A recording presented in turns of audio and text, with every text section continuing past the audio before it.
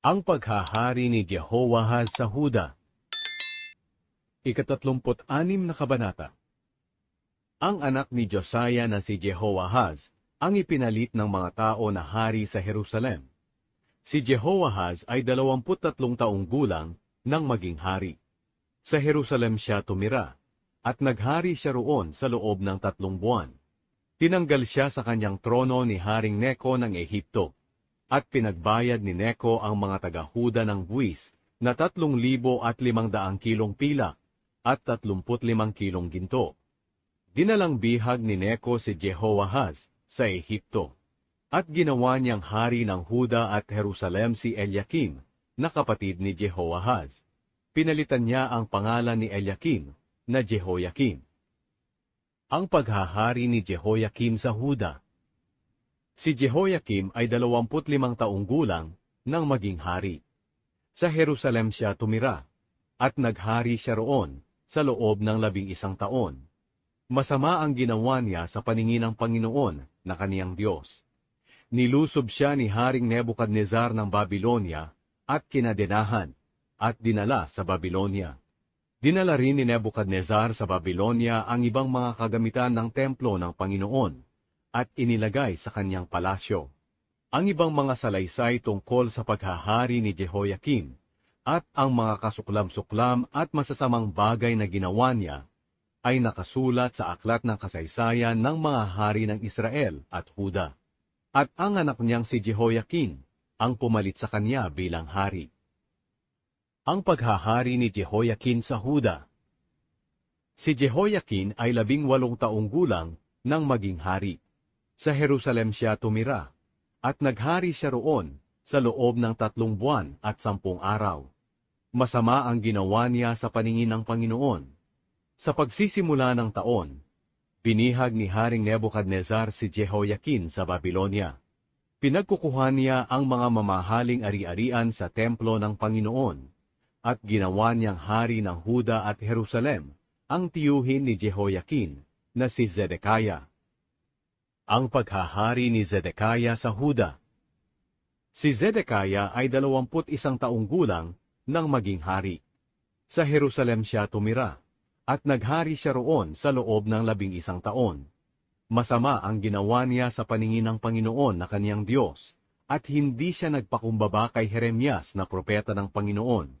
Nagrebelde rin siya kay Haring Nebukadnezar, kahit pinanumpa siya nito sa pangalan ng Diyos, na hindi siya maghihimagsik sa kanya.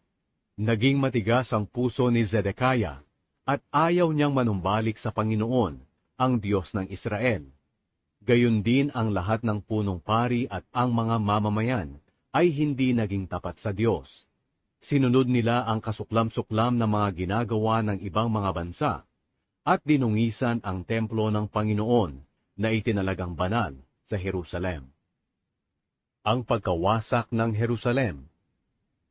Laging nakikipag-usap sa kanila ang Panginoon, ang Diyos ng kanilang mga ninuno, sa pamamagitan ng kaniyang mga propeta, dahil naawa siya sa kanila at sa kaniyang templo. Pero hinamak nila ang mga propeta ng Diyos, pinagtawanan, at binaliwala ang kanilang mga mensahe. Kaya nagalit ang Panginoon sa kanila, at wala nang makakapigil sa kaniya. Ipinalusob niya ang mga taga-Babylonia sa kanila. Pinatay ng mga taga-Babylonia ang kanilang mga kabataang lalaki, kahit sa templo. Wala silang awa kahit kanino man, lalaki man o babae, bata man o matanda, sakitin man o hindi. Ipinaubaya ng Diyos ang lahat niyang mamamayan kay Nebukadnezar. Dinala ni Nebukadnezar sa Babylonia ang lahat ng kagamitan sa templo ng Diyos, maliliit at malalaki, at ang lahat ng kayamanan ng templo, ng hari, at ng kanyang mga opisyal.